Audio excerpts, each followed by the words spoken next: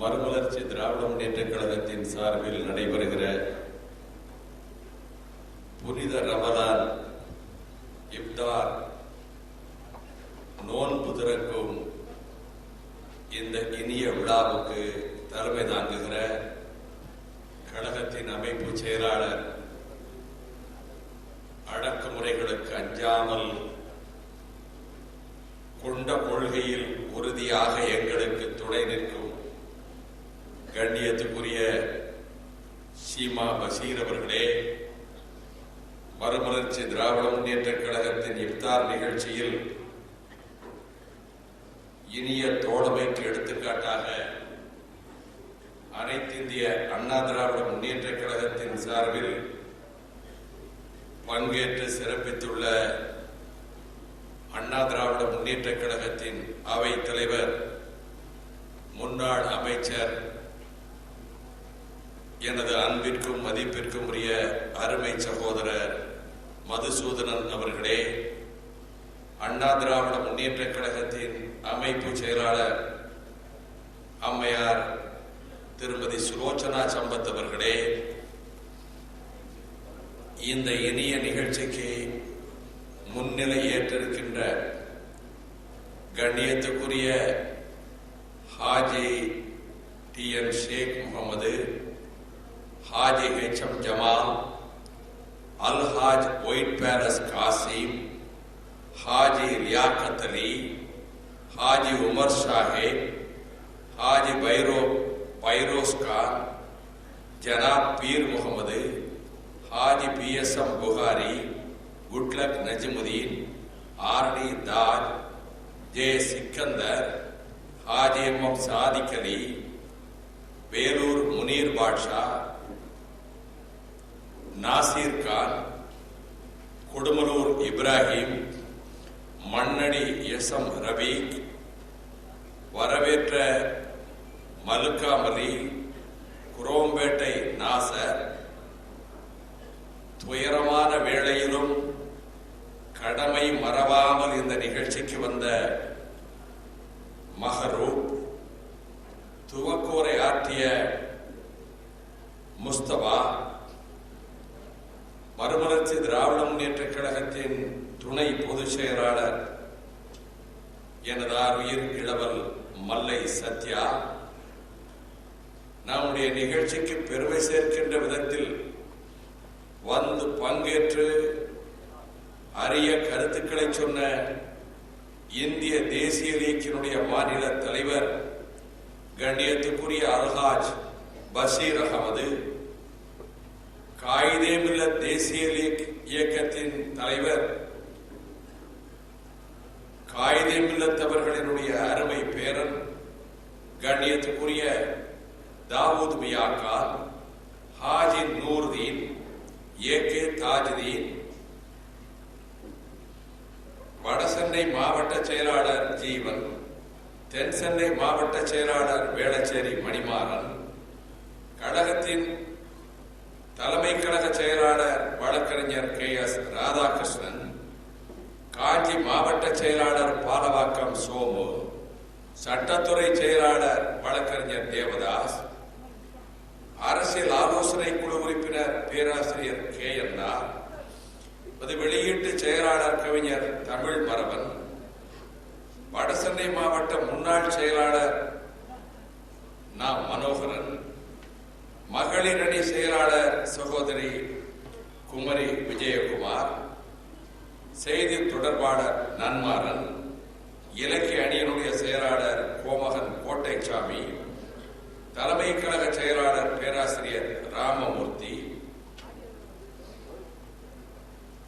அனைத்திந்திய அண்ணா திராவிட முன்னேற்றக் கழகத்தின் மாநில முன்னணி சொற்பொழிவாளர் சகோதரி சரஸ்வதி, கிராத் மௌலவி ஷாவுல் ஹமீது ரஹ்மானி, அல்ஹாஜ் தாஹா ஆலிம், நன்றி சொல்ல இருக்கிற தென்றல் நிஜார், இ.ஏ. தாஸ், எம்.கே. இஸ்மாயில், நாசர் உள்ளிட்ட அன்பிற்குரியவர்களே, இந்த விழாவிலே பங்கேற்றிருக்கின்ற இஃப்தார் நிகழ்ச்சியிலே கலந்து கொண்டிருக்கின்ற பெருமதிப்புக்குரிய இஸ்லாமிய பெருமக்களே, அன்புடைய பத்திரிகையாளர்களே, தொலைக்காட்சி நிறுவனங்களின் பிரதிநிதிகளே, வணக்கம். இந்த இனிய நாளில் இப்தார் நோன்பு திறக்கிற நிகழ்ச்சிக்கு வாருங்கள். இந்த நிகழ்ச்சியை மறுமலர்ச்சி திராவிட முன்னேற்ற கழகத்தின் சார்பில் நானே நடத்துகிறேன் என்று அழைப்பு கொடுத்திருக்கிறேன். அச்சிட்டு அழைப்புகள் அனுப்பியிருக்கிறேன். இஸ்லாமிய சமுதாய சகோதரர்களுக்கெல்லாம் அழைப்பு அனுப்பியிருக்கிறேன்.